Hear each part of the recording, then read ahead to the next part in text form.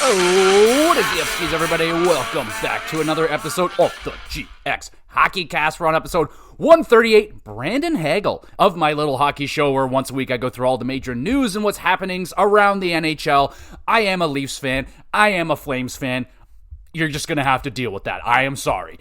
Let's talk about the Four Nations tournament, man. Now we're here. Today is the first game. We got Canada going up against Sweden, and I got to admit, I'm a little bit excited right now. I'm actually kind of looking forward to this game tonight. Looking forward to seeing, allegedly, the best players. You know, it's not all the best players in the world. We know that. It's Russia and all that crap. What's the other? Switzerland, man? Like, no, Roman Yossi. We know it's not a true best-on-best tournament. But regardless, now that players have boots on the ground in Montreal, where the tournament is taking place, the excitement is ramping up, man. Players are getting excited. We're seeing, like, the reporters are getting excited because they've been watching the practices, and they're like, yo, the practices are legit, like, super high tempo, very high energy, and, like, these players are here to play, man. This doesn't seem like it's gonna be, let's just phone it in. We're just here to have a good time. Let's get blackout drunk every night and play shitty. And no, this is seemingly pretty legit right here. So I'm excited to see how the first game goes down. I don't think it's going to be like the greatest game ever. I think there are going to be a little bit of nerves and maybe just a little bit of a feeling out process with the other teams and your own teammates. Like, these guys, not everyone's played together before, so there might be a little bit of like an adjustment period, but I think once this tournament starts to get going, man, this could be really, really good. And makes me a little bit nervous about Austin Matthews participating in this tournament, because I do not want that guy to get hurt, nor I don't want anyone in this tournament to get hurt, of course, but it does sound like the players are taking this seriously. They're, very excited to represent their countries, and, I know Finland only had, I think, like 50 guys in the NHL this year that were eligible to be on the team. And Canada had something like 350 eligible players to choose from, and only 23 get selected. So, hearing Seth Jarvis, he was just like over the moon and like kind of pinching himself at the fact that he was selected. He's here. He's beside Sidney Crosby and McKinnon and stuff. And like, it's incredible. Also, pretty funny, hey, Seth Jarvis, that was a Toronto Maple Leafs first-round draft pick that the Leafs did not take. I believe that was the first-round pick that sent Patrick Marleau out of Toronto, and boom, Seth Jarvis. And now I'm hearing all this stuff about Seth Jarvis. Like, players on Team Canada, I think it was Josh Morrissey, was like, yo, this guy's incredible. Like, this guy's a superstar. And yeah, it's just me as a Leaf fan. It just makes me feel a little more dead inside than I already am as a Leaf fan. But fuck. So really cool. It's a huge opportunity for all the guys that are partaking in this tournament. You already have such a small percentile of people making it to the NHL, and then an even smaller percentile of that small percentile getting into this tournament. Yeah, I think there's some excitement on these players. So that's a good sign, really good sign. We won't really know until we see them playing tonight. I'll check it out. I'm gonna watch this game and see what's going on, because admittedly, I just have not been watching a lot of hockey lately. A lot of the Leaf games, they're rather over really soon, like the Vancouver game. I knew they were gonna lose that game, man. Vancouver has been so freaking good on Saturdays. Like, even though Vancouver's been struggling, they have not struggled on Saturdays. So I kind of figured that the Leafs would lose that one. They tend to have a bad record going into the final game before any form of break. They tend to just whatever. A 2-1 game, very unexciting. Didn't really check that one out. So I think I need a little break here myself from just regular hockey, and this is going to be fun. This is great for a lot of guys in the NHL. Anyone that's dealing with bumps and bruises, they're like 77%. This is a very much so needed break, and sadly some guys don't get that break, but hey, That's what you get for being the best in the world. So we're going to take a look at all the rosters as up to date as I can get them. There's been a ton of changes to the rosters since I last talked about them. I don't know when the last time I talked about these rosters, but every day I hear about, oh, this guy's questionable, this guy's out, this guy's out, this guy's in, that guy's out, and especially on Finland. So we'll get to all the lineups, the projected lineups. We're going to talk about who's playing with each other, what power play looks the craziest. Like, ooh, man, it's going to be pretty wild. And then, of course, we'll discuss who I believe will win this tournament, even though I don't think my opinions have changed too much, but I think I may have changed my tune here as to who might actually win this tournament. So let's dive into it, y'all. Let's start with Team Canada. We'll discuss their lineup and all that great stuff. All right, so they have released the rosters and everything. So the head coach, John Cooper, that's the Tampa Bay Lightning. You're in good hands right there. The assistant coach, Peter DeBoer, Rick Tocchet, and Misha Donskov. That doesn't sound Canadian, but all right. So there's your coaches. Top line is looking like this. You got Sam Reinhart, Connor McDavid, and Mitch Marner on the top line. My goodness.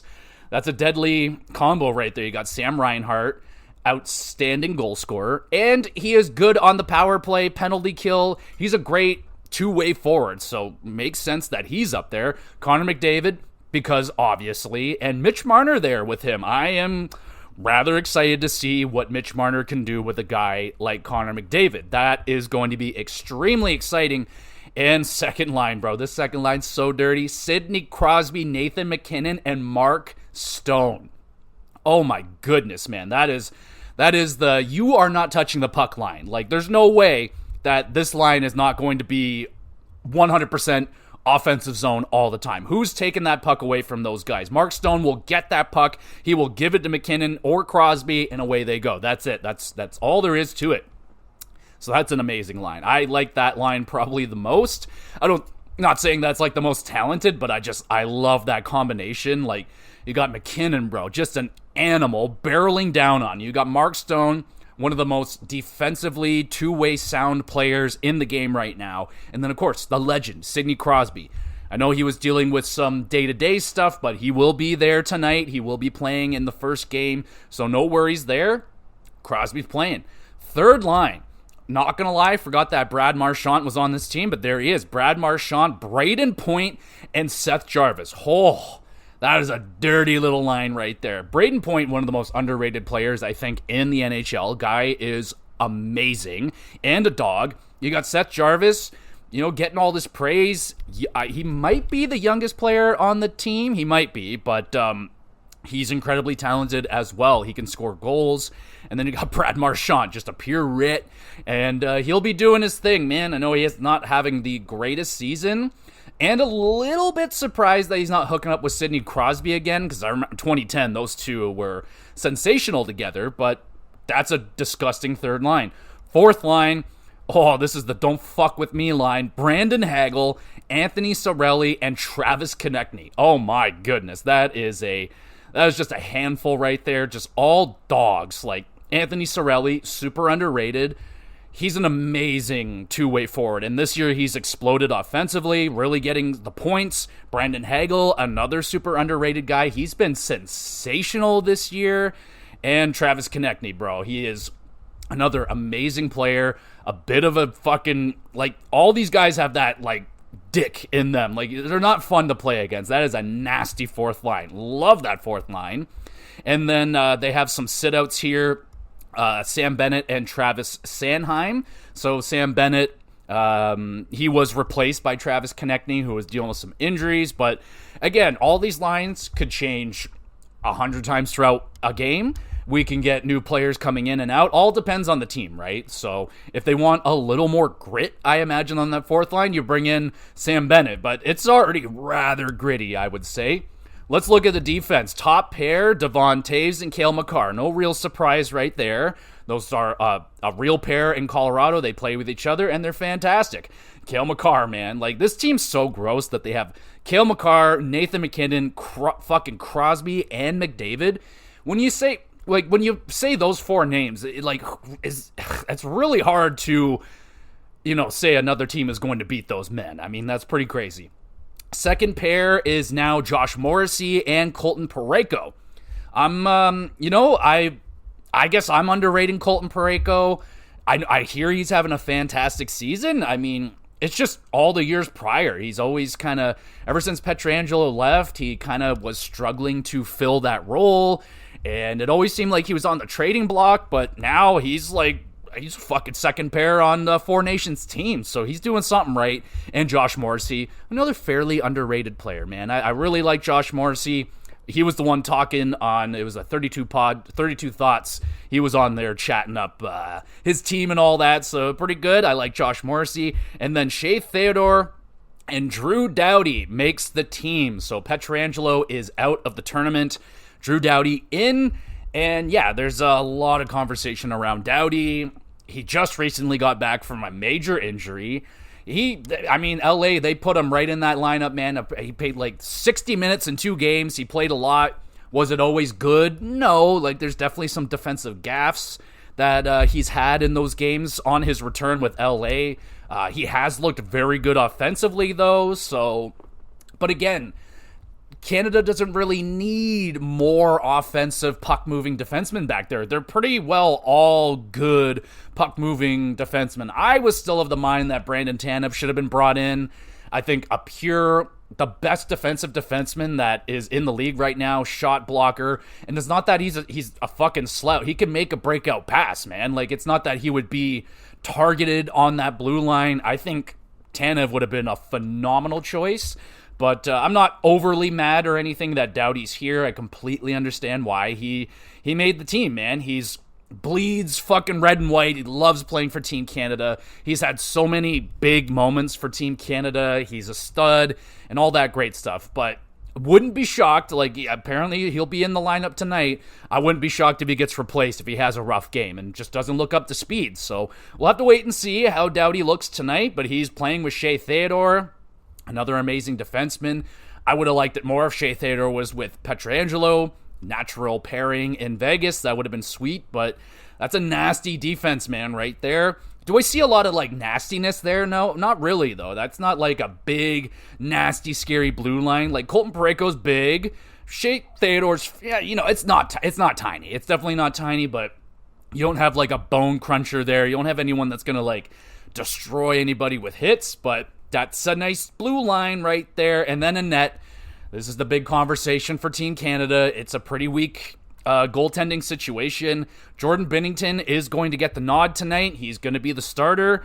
A little bit surprised they didn't go with Aiden Hill, but they really don't have much of an option, man, because since the beginning of 2025, Binnington has the best stats of the 3 Canadian goaltenders, and he's at an .897 save percentage. So, not good. That is with the St. Louis Blues, who have not been great this season, so you would imagine Binnington's going to play better in front of a better squad. So that .897, not good, but I'm expecting him to play better than that.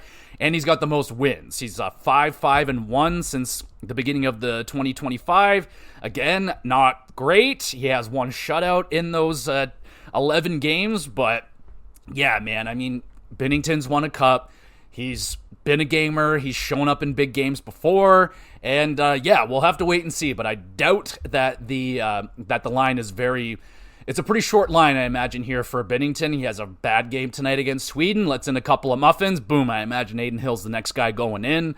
No disrespect to Montembeault, but man, I'm guessing right now they really wish they brought Thompson, because he is by far and away the best Canadian goaltender out there right now. He's been fantastic. So we'll see how that one's going to go. That's pretty much the sticking point for most people who aren't choosing Canada. They just don't believe in that goaltending. I don't think it's horrible. Yeah, .897 is not good, but that's, not on the best team out there. Team Canada is way better than the St. Louis Blues, safe to say. So I imagine he'll play better. I don't think he's going to be the reason they lose, but I doubt he'll be the reason they win. So there is that. That is Team Canada as they stand right now, and allegedly how they're going to go in tonight against Team Sweden. So why don't we go over and talk about Team Sweden? So their head coach, Sam Hallam, don't know who that is. Assistant coach, Stefan Klockar, Nicholas Ram, and Danny Alfredson. Daniel Alfredson is there. He's on the bench, and that's great. Great to see him back, even though he was my most hated player back in my early days of watching hockey. I fucking despised Daniel Alfredsson. Hated him so much, but I have a lot of respect for that guy, and cool to see him on the bench. So, in terms of forwards, we got first line is Philip Forsberg, Elias Pettersson, and Adrian Kempe. All right, so I feel like there's going to be a lot of eyes on Mr. EP.40, Elias Pettersson, to get it going here in this tournament, because he's been fucking non-existent in Vancouver. He's done dick all since JT Miller's left. So, again, I discussed this last time when the trade happened. Like, it's all on Pettersson now. Like, you don't have any excuses anymore. Your biggest problem's no longer in Vancouver anymore. They gave in to your demands, basically. So, and he hasn't performed still. So that's bad. Maybe this tournament gets him out of his funk. He gets to hang out with some fucking Swedes, his people, and that might be able to get him out of his funk a little bit. I'm hoping so as a Elias Pettersson fantasy owner, and he is just dragging my team down. I am barely in a playoff spot because of him, so get going, guy. Come on now. I need you to get going. But that is a nice first line. You got a lot of goal-scoring potential there in Kempe and Forsberg. 40 plus goal scorers right there. So, and if Elias Pettersson can figure it out, hell yeah. Second line, Ricard Raquel, Mika Zibanejad, and William Nylander. Little surprised Willie's not on that top line there, but he can be a little lackadaisical sometimes. But yeah, Willie, he's right there in the top goal scorers in the league right now.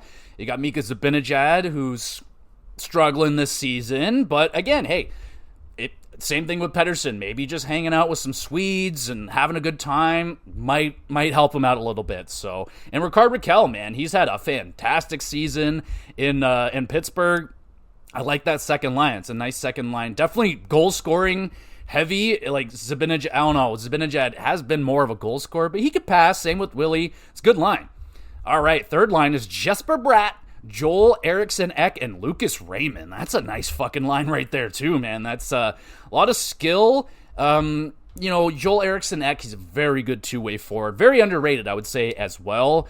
We would like maybe a better elite passer right there, but yeah, it is what it is. I mean, Jesper Bratt, Lucas Raymond, young, skilled players. I like that line too. And their fourth line, Victor Arvidsson, Elias Lindholm, and Gustav Nyquist. So they definitely they're definitely not showing how the deepness that is like Team Canada and USA. Victor Arvidsson, not really having much of a season. Elias Lindholm's kind of getting it going with Boston. He's been playing better as of late. I think I like Elias Lindholm. I think he's a good player. He just had some ridiculous career seasons, and he just hasn't been able to live up to that. And then Gustav Nyquist had a great year last season, playing on Nashville this year, so it's not going so well. But hey, again, hanging out with some Swedes, maybe it'll help them get it going here. But regardless, that's a fine fourth line. It's definitely not, they're not as deep forward-wise as Team Canada, but there's good two-way forwards here. Like Elias Lindholm's great, Joel Eriksson Ek is great, William Nylander, when he wants to be, he is great. And now their blue line. You got Victor Hedman and Jonas Brodin. Oh, that's disgusting. That is disgusting. Victor Hedman, one of my favorite players in the game. I love him. Just an unbelievable defenseman. And Jonas Brodin, very underrated. And he's been having a fantastic year with Minnesota. Fuck yeah, that's a great line. You got Gustav Forsling and Rasmus Dahlin. Very nice. Like that combination. Gustav Forsling, more stay-at-home defense. Dahlin, very skilled. He's got a booming shot. That's nice. I like that. Third pair is Matthias Ekholm with Erik Karlsson. All right, they're smart. They put a defensively responsible guy in Ekholm with Erik Karlsson, who's not defensively responsible. We'll say that. But Karlsson, probably going to have some limited playing time. Won't have he'll probably be mostly on power plays and offensive zones and stuff like that. I can't see him being much of a defender for Team Sweden, but he is Erik Karlsson. He's got that offensive skill. We'll see how he looks in this tournament. Their extras are Rasmus Andersson and Leo Carlsson. Very nice. A little bit surprised Rasmus Andersson isn't in that lineup, but who do you take out, man? Who do you take? I would take out Carlsson, obviously, myself, but I understand why he's there. And then Leo Carlsson being there. That's very good, man. I like that. even though like he hasn't really popped off yet in the NHL, it's coming. Like I think Anaheim's taking their time with him. I think Greg Cronin might be holding them back a bit, and maybe if they get rid of him, we'll start seeing those young players play a little better, a little less scared, but I like that Leo Carlsson's there. He will definitely be on future Sweden teams, I hope, at least. All right, and a net. They got Philip Gustafsson. Gustafsson will be taking the net tonight against Canada, and I think he's kind of earned it, man. Like, even though Linus Ullmark has been fantastic for Ottawa, he's been dealing with injury problems, and I just think Gustafsson's been the better goalie this season. And yeah, dude, it's going to be very interesting to see if Gustafsson gets to hang on to it for the whole time. Will they go to Ullmark at some point? And then they have Samuel Ersson there as well. Highly doubt we'll see him unless something drastic happens, but cool that he's been there, man. Like, he's kind of been hanging in there tough for Philadelphia. He's had some good games, had some bad games, but cool to see him there. So I would, give the edge to the Swedes in net. Forward-wise, I think clearly Team Canada's got the depth there. And defense, honestly, might be a bit of a wash, because that is some good defense. We know the Swedes play good defense, and they're good puck movers. So it's going to be an interesting game, man. I don't know who's going to win. I mean, I'll pick Canada. And a lot of people seem it would be a low-scoring game. I can see that as well. I'm going to go with a 3-2 Canada win right here. And more than likely like an empty net goal or something like that. But I think it's going to be a close game. I think it's going to be a close tournament. Let's go now to the USA. They've had some bad news this week. Quinn Hughes is coming out of the tournament. Sadly will not be partaking, which sucks. That is arguably the best United States defenseman right there. And that's definitely changed some opinions on how the USA is going to do in this tournament, mine included. So let's get in there. Head coach Mike Sullivan, Pittsburgh Penguins. You got assistant coaches John Hines, John Tortorella, John Quinn, and I'm just kidding, it's David Quinn, but there's a lot of Johns there. All right, Kyle Connor, Jack Eichel, and Matty Tkachuk are your top line. That is a sickening line, bro. That's sick. Straight up, you got like a pure sniper, kind of a playmaker, and a power forward there. I love that combo. Kyle Connor, disgusting. Still doesn't get the respect on that man's name. He is so fucking good. One of my favorites. Jack Eichel has been incredible this season playing for Vegas. He has like 50 assists already, so I could see him slinging some nice passes to Kyle Connor and or Matthew Tkachuk. And we know what Matthew Tkachuk's going to bring. Just chaos. Pure chaos, in your face, chirping. He's going to be bleeding red, white, and blue. And yeah, man, he is going to have a lot of fun. You got Jake Gensel, Austin Matthews, and Jack Quinn on the second line. Oh, baby. So pretty interesting to see Matthews. He's going to play with Gensel and Hughes. I mean, yeah, some good players right there. Jake Gensel, fantastic goal scorer. Austin Matthews, fantastic goal scorer. And Jack Hughes, just all-around superstar. That is going to be a handful of a line. Third line, Brady Tkachuk, JT Miller, and Matthew Boldy. Oh yeah, man, that's a gritty fucking line right there too. That's a don't fuck with me line. JT Miller probably feeling pretty good right now. I'm very excited to see the USA play Sweden. JT Miller versus Pettersson. Come on now, that's got to be some fun. Imagine Miller's going to try and throw a couple of mean hits at Pettersson's way if he can.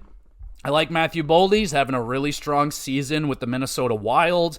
And Brady Tkachuk, man, even though he went on a pointless streak there for like 11 games, it's Brady Tkachuk. And I think he's going to love playing in this tournament. He's going to play with his brother, even though it'd be so sick if they're on the same line together. But you don't really need two Tkachuks on the same line. You want to spread that kind of player out. I understand that. But, oh man, so freaking sweet. Sick line. Fourth line. It's Brock Nelson, Vinny Trocheck, and Dylan Larkin.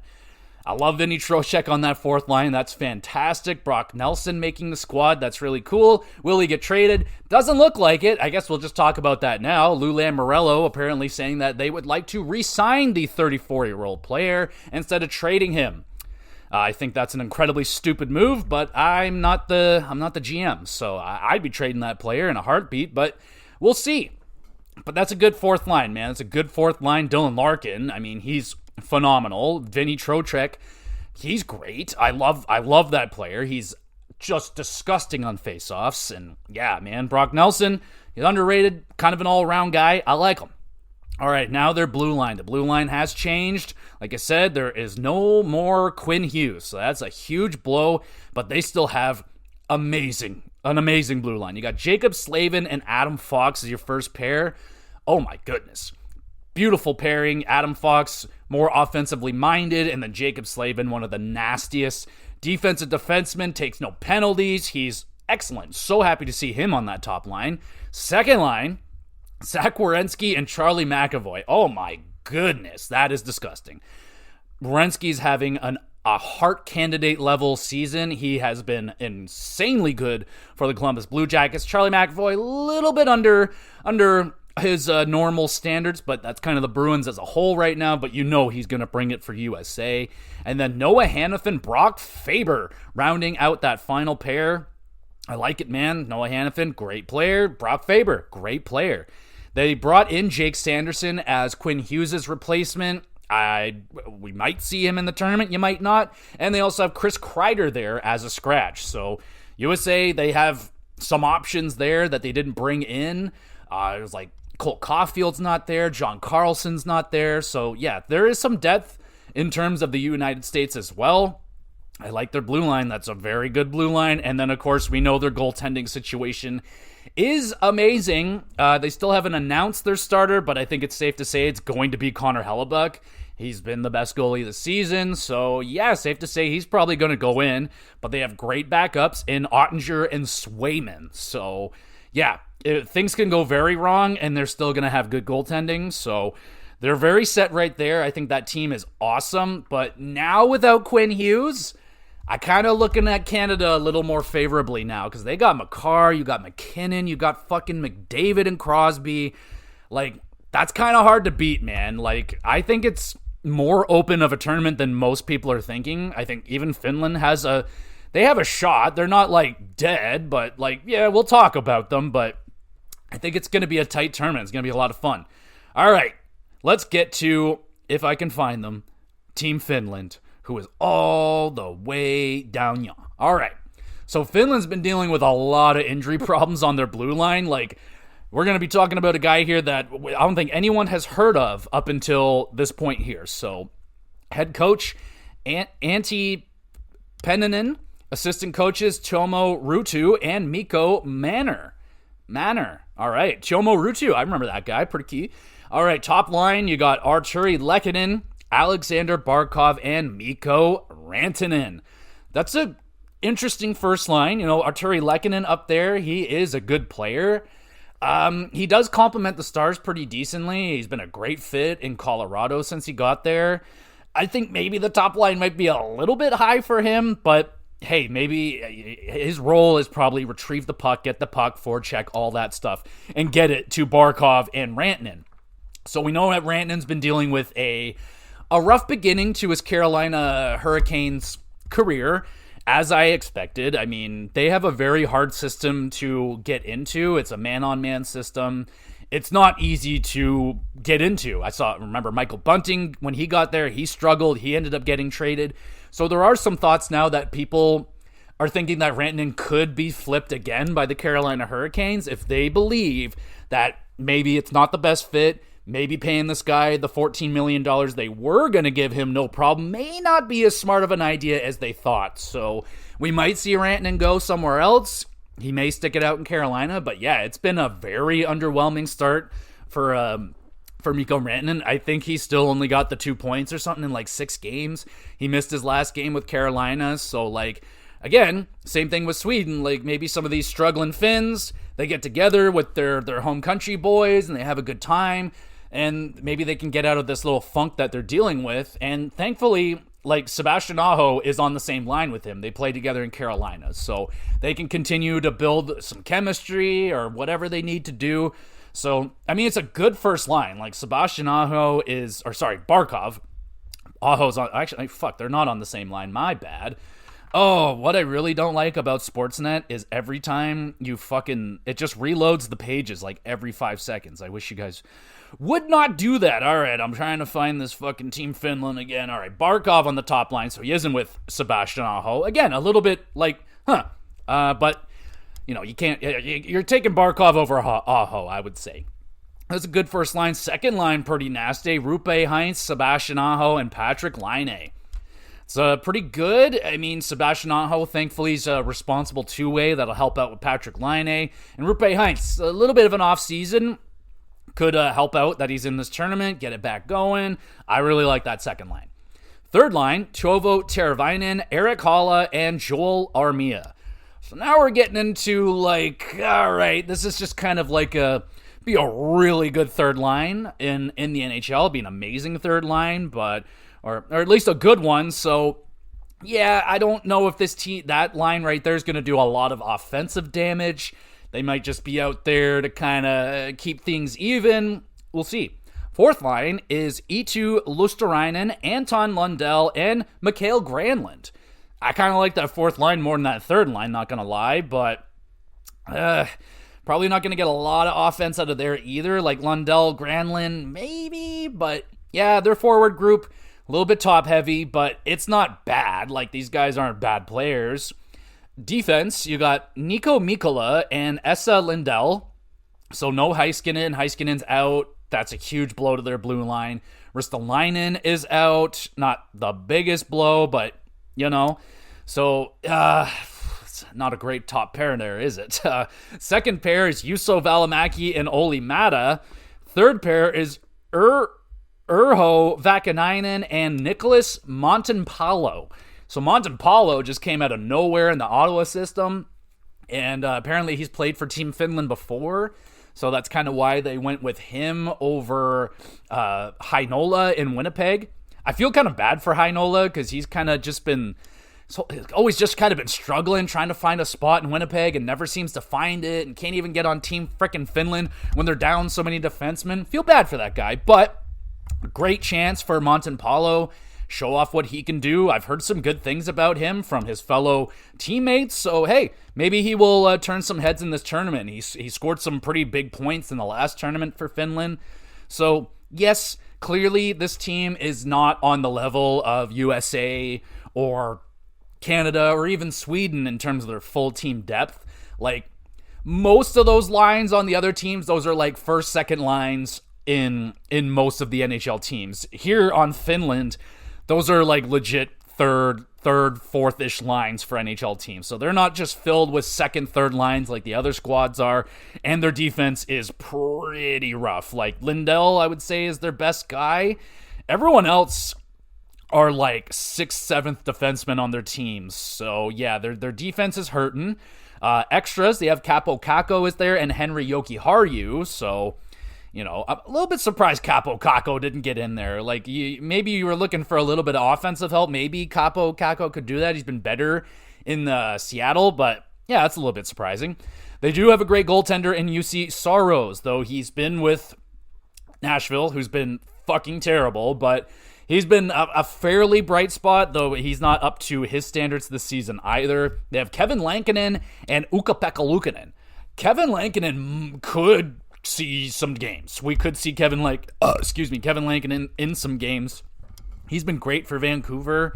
Ukko-Pekka Luukkonen, probably a future goaltender for them, but I don't know. He's good. I like him a lot, but I would say that Lankinen and Saros have had a better season this year around, but that's good goaltending. I'd take that goaltending over Team Canada. That's for sure. So, you know what? It's a 4-game tournament, I believe.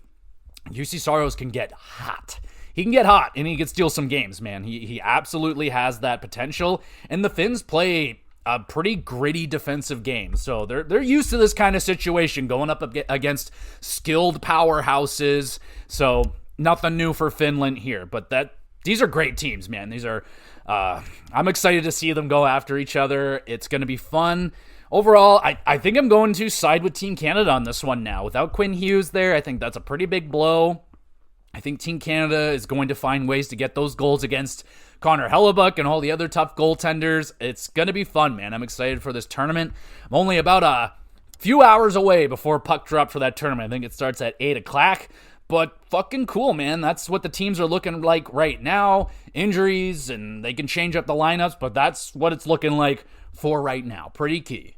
And speaking of pretty cool, since we're on the break right now and all their stats are frozen, let's take a look at some players that I feel like are having under the radar fantastic seasons. We're not talking the McKinnons and the Matthews and the Marners. We're going to be talking about everyone that's not those players. So I'm going to take most of my stats from fantasy. I like to go through fantasy, and this is where I can really pick out players. I'm like, whoa, there's a name you don't see in the top 100 very often.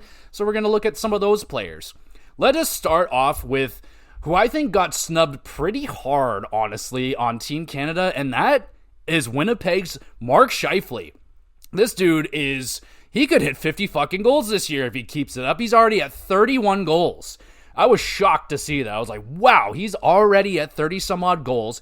He had a career high 40 goals, I think, a year or two ago, and that was a down year for him in terms of point production wise. It was the best in terms of goals, but he's been a send him to the bank point a game player. He is always good for 80 plus points, and then that year he was only at 60, but this year he looks like he's going to blow that out of the water and hit that 40 plus goal mark on top of being a point-a-game player. So Mark Scheifele having an awesome season, and really good to see that, because not that long ago, it looked like it was the end of Mark Scheifele in Winnipeg, and he was going to go off, but nope, he stays, and he's been great. Winnipeg's been unreal ever since that seeming butterfly effect moment where it was like, all right, we got a decision here. Do we fucking get rid of Hellebuck and Scheifele and move off and try something else? Or do we double down, sign these guys, and no, we got a good team.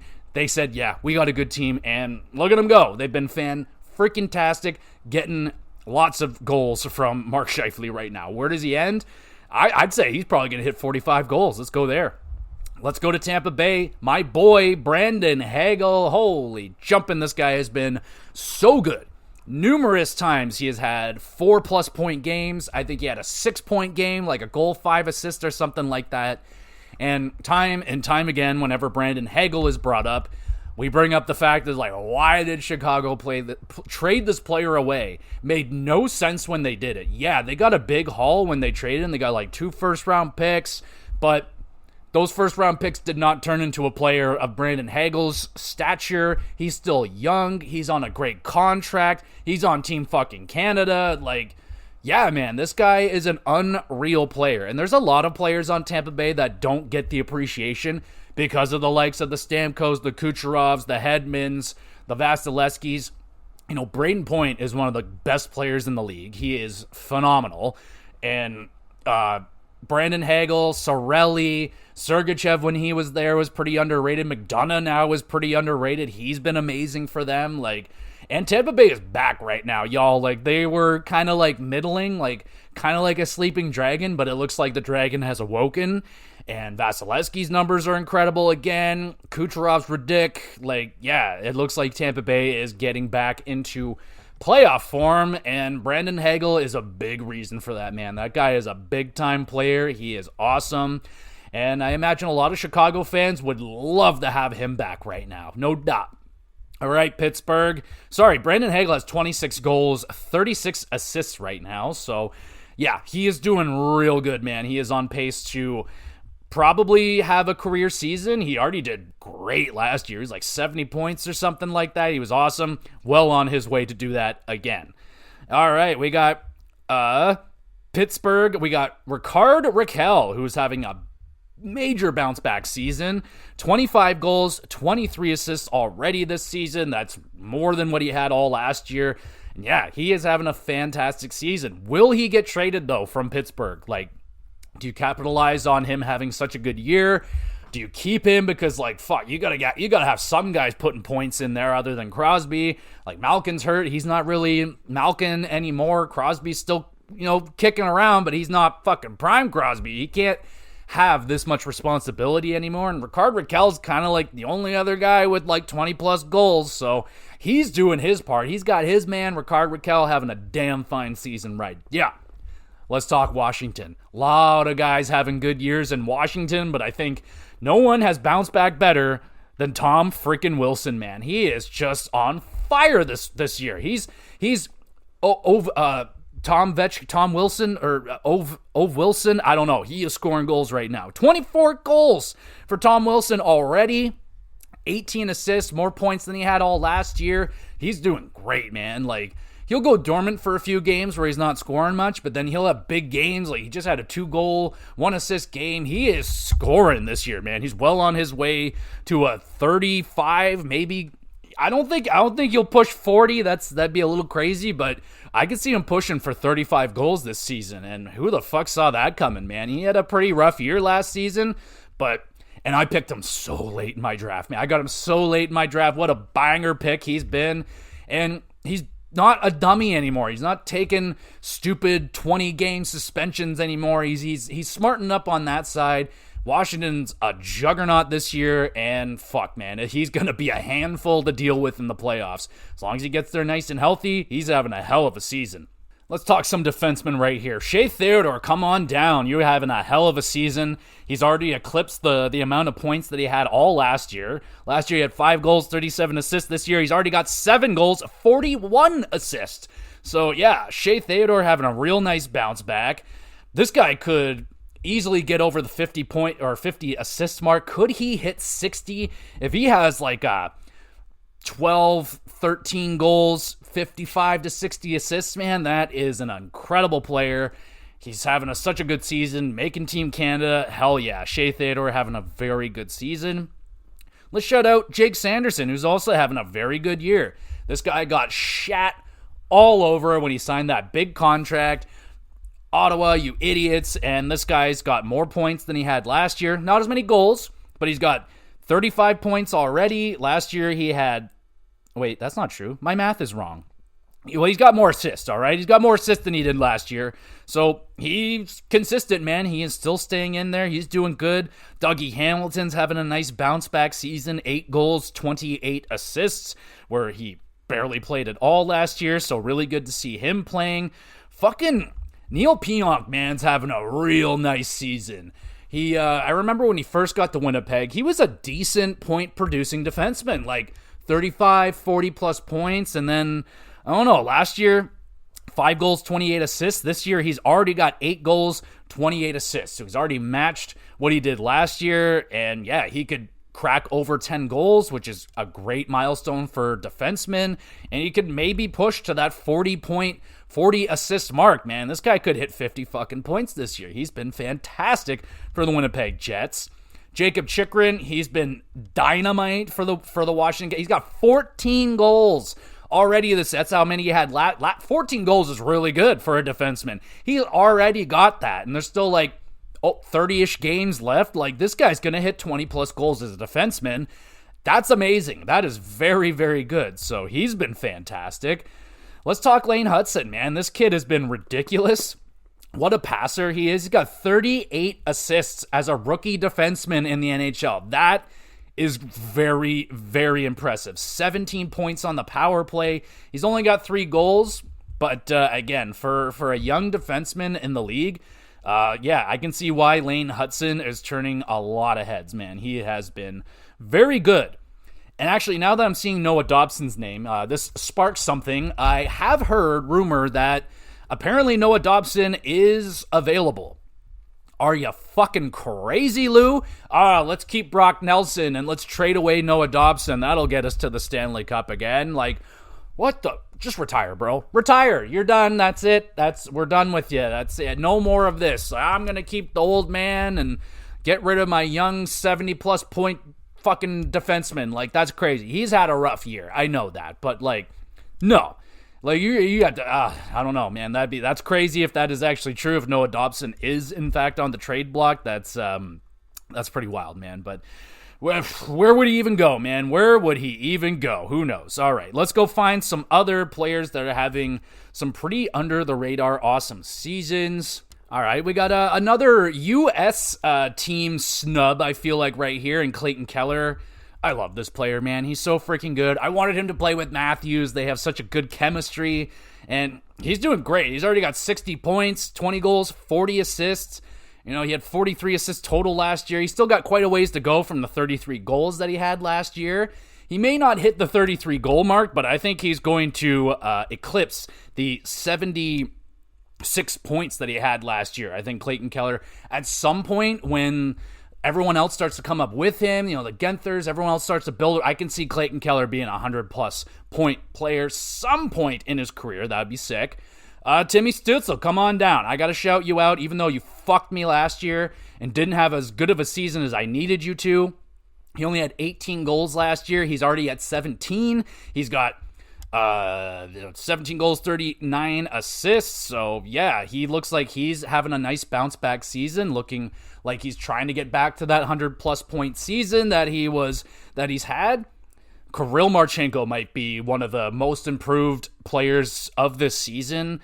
Last year, 23 goals, 19 assists. He's already at 21 goals, 34 assists, and sadly, he got injured. So, who knows how much further he would have gotten. I think 30, 35 goals would have been in his future for the season. He was fan-fucking-tastic, man. I picked this guy up, and I never let him go. He's sensational, and it's really hurt Columbus ever since he's gone down. They have not won any games without him in the lineup, so that's bad. That goes to show how important and how good of a season Kirill Marchenko was having for the Columbus Blue Jackets.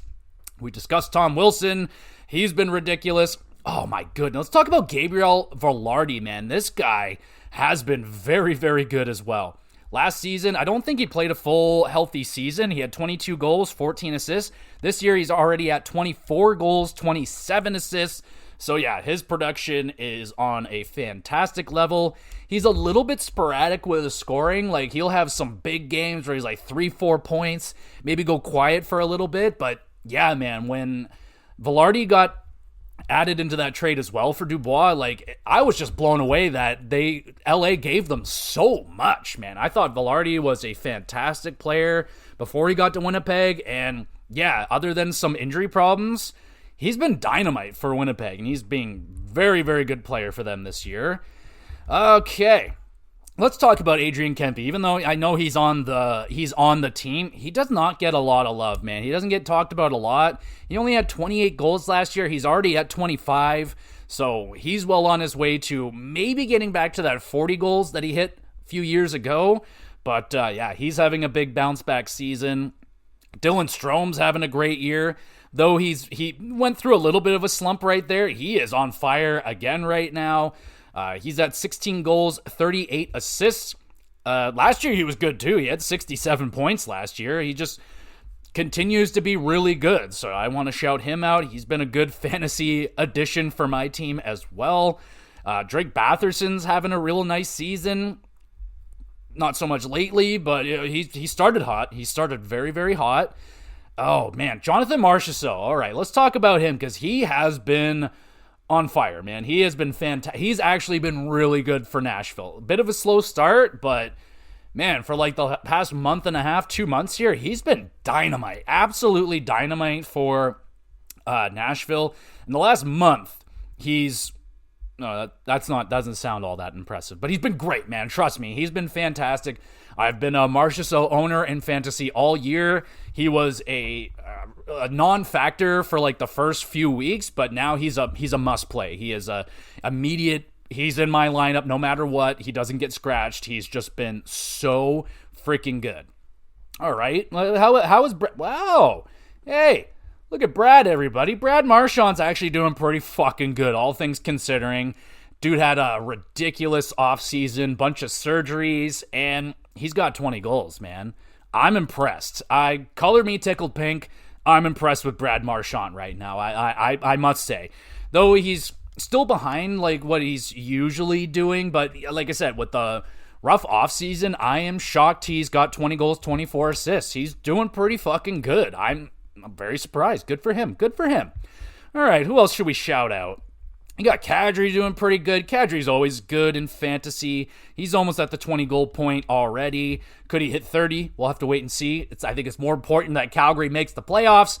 It's getting close, man. It's getting close. I don't know. I think maybe that's Dylan Holloway. Let's talk about Dylan Holloway, man. Even though he was dealing with some injuries and stuff like that this season, he's been good for St. Louis. And kind of makes St. Louis look smart in taking this player. And for the amount of money that they paid him, like $2 some odd million, he's got 16 goals. Like, that is some good value right there for St. Louis. So that ended up being a very good move for St. Louis. It's not going to get him into the playoffs or anything, but Dylan Holloway and who's the other guy? Broberg have been really good additions for St. Louis. So, hey, Dylan Holloway, been doing pretty good. Oh my goodness. Jonathan Huberdeau's in the top 100. At least in my fantasy league, he's crushing it this year. All things considering, at least goal scoring wise, he's doing quite nice. He only had 12 goals last year. He's got 21 right now. So, hey, Huberdeau, better. Do you still don't live up to your contract, but better. Absolutely better. Almost acceptable at this point. So that's nice to see. Friggin' Matthew Nyes. Let's talk about that guy. I took a triple take when I heard he was at 20 goals. I was like, what? Yeah, he's at 21 goals already. So look at that. He had 15 last year. He's got 21 goals, and yeah, he's getting better every single season. So that's good. I am nervous, very nervous on how much they're going to pay this player. I'm hearing things like a Dylan Guenther I'm like, what? I don't think so, man. Like, I know he's good, but he's not putting up, like, point-a-game numbers. Like, he's, come on now. So I'm hoping for, like, a 6x6 would be cool. You know, I'm definitely shooting for the stars here. There's no fucking way. But, all right. Let's shout out a couple, Washington Capitals that you don't hear a lot about. Connor McMichael having a real nice go of it. He's got 19 goals, 22 points. That's eclipsing what he did all last season. So he's having a big increase and a nice impact for the Washington Capitals. Where's that other Capital that I just saw I wanted to shout out? Protas. Freaking this Alexei Protas kid, man. He's been all over it this year. I honestly thought he would drop off eventually, but he's been pretty fucking consistent throughout the season, man. He's been having a real nice year. 22 goals, 24 assists. He had 6 goals last year, so yeah, they're getting a lot more out of Alexei Protas this season, and that's great. That's big reason why they're doing really good. I did just see fucking Dubois' name right there. I know he's been okay. Where the fuck was he? I just saw your name, bruh. There he is. Dubois, how you doing? He's got 13 goals, 31 assists. All right, not bad. He had 16 goals, 24 assists all last year, so I think it's safe to say he's having a better season than last year. I think just shutting your fucking mouth and stop saying that you want to go here and go there and all that shit. That's really helped him out. And maybe getting humbled by the league a little bit, getting thrown around, traded around, and realizing that your skill alone doesn't keep you in the league. You can't be a piece of shit. You got to be a good teammate and all that stuff. So, yeah, all right. Oh, let's take a look at goaltenders as well. I haven't taken a look at the goalies. Who's having a very underratedly good season? I mean, we talked about Logan Thompson. I think him getting snubbed for Team Canada is pretty fucked up. He's been a sensational goalie. Sadly, I don't have his numbers, but he's been a really good goalie. Joey Decor's been fantastic for Utah. And Lord have mercy, it finally happened. Fucking Grubauer has finally been waived by the Kraken. God damn, what took you guys so fucking long? Are you insane? Was it the Kraken? Yeah, it was the Kraken. What took you guys so long? Oh my God, that guy has been unplayable this year, and you keep playing him. He has a horrible record. He has a sub 870 save percentage. The guy is abysmal. I cannot believe it took them this long to send him down. I am stunned. They might be in a playoff race right now if they just didn't play Grubauer. You could have put in a shoe in that net, and it would have given you better fucking results. I am angry at the Seattle Kraken, bro. I am not impressed at just letting that guy tank your whole entire fucking season, man. You look at that team, you look at the stats, you're like, they're pretty good. What's going on here? You look at Grubauer, bam. He is the singular reason that team is not in a playoff spot right now. He has dragged that team right out of a spot. So, fuck you, Grubauer. Go away. I'm done with you. I am done with you. We know Dustin Wolf's been having a fantastic season in net for the Calgary Flames. He's been great. Kevin Lankinen, if they didn't have Kevin Lankinen in Vancouver, they would probably be a lottery team right now because Demko, he just had a straight, he just finally started to get it going. Put 3 good games up on the board in a row and bam, he's hurt again. I'm like, for fuck's sakes, man. That is just infuriating. So that sucks. Who else has been? Peter Kochetkov quietly having a pretty nice season. He's at 20 wins. That's pretty good. Joseph Wall's been good. Fucking Lucas Dostal. He might be the best goaltender in the league, but he's playing on a bad team, so we don't know yet. But guy's been fucking insane. So there's some names that I want to shout out for some underrated seasons. Let me know if you have some fantasy players that have been doing particularly well for you that you would like to shout out. I like fantasy, man, because you get to see some, especially like I'm in 3 different leagues, and every league's a little bit different rules. Like one, we got like shot blocking's a thing. In one league, I got face-off wins. So it makes me appreciate players on different levels. Like Vinny Trocheck, for example. Dude is a fucking animal on face-offs. He wins so many face-offs for me. I love him. He's fantastic. So yeah, shit like that. So let me know. I personally, I loved the hits league that I was in the one year. It was so much fun. But, you know, having a player like Matt Martin be a top 50 player in the league because he just throws so many hits, it was a little bit too much. But fuck, that season was so much fun. And the one that I have with blocks, really cool tidbit that I heard this week is that Brandon Tanev and Chris Tanev, Chris being a defenseman, Brandon being a forward, they each are leading in blocks for forwards and defensemen. Brothers. I think that's really fucking wild. And people have discussed, you know, hey, bring Brandon Tanev to Toronto. Have the Tanev brothers play for you. The block machines. Like, that would be pretty fun, man. But, you know, some discussions on the Steve Dangle podcast about that, it kind of showed like Brandon Tanev doesn't really have much in terms of offensive ability, wouldn't really help out what the Leafs need right now, and what the Leafs need right now is some offensive help, I would say. Definitely could use another center. I think they could use a scoring winger. That would be great as well. And of course, Brock Nelson virtually being taken off the table kind of takes away their best option. I think that's probably the best center that is known to be available out there. There have been talks about Braden Shen in St. Louis, but I don't think Toronto has what St. Louis wants for Braden Shen. Like, people are throwing around Easton Cowan's name, and I'm not okay with that because I think Easton Cowan should be untouchable. I think that guy could legitimately be a superstar in the league at one point. And yeah, I think they should keep that one. Now, as for the rest of them, the Fraser Mittens, who else do they have? Well, you know, those kind of guys. I think, yeah, if you can trade one of them and get a Brayden Shen in here or a Brock Nelson, that would be fantastic. They got to take a shot, man. Like, I'm not convinced with this team right now that it's enough. I like the direction they've taken in terms of their play. They're not allowing as many goals. They're not scoring as much, but that's playoff hockey, man, and that's what they're showing me, that they're at least playing that playoff style. They're doing it better. It may not be very exciting. I will admit that first. I mean, they haven't been that exciting to watch this year, the Toronto Maple Leafs. I mean, I have been waiting for playoffs all year. I'm just dying for playoffs. I am so excited for playoff hockey. It's just, I'm addicted to it. When I watch regular season hockey, I'm just like, ugh. It's just not the same, man. It's just so much better playoff hockey, especially that first round, man. It's the best in the world, I think. But regardless, let me know who's performing for you fantasy-wise. Who else should get some more flowers? Who's underrated in your books? You know, I think I made it pretty clear who I think is underrated, but yeah. And also, let me know who you think is going to win the tournament. We went through the lineups. It's I feel a little bad for the Finns. Like, they're pretty, they're in a bad spot, a lot of injuries, and just, putting them up, comparing them to the other teams, it doesn't look like they stand much of a chance, but that's the Finns, baby, in a nutshell. They always get counted out, but they're never out, man. They always battle, and they're not going to go down without a fight. So I know the Finns are going to be in it. It's going to be a fun tournament, man. I am excited.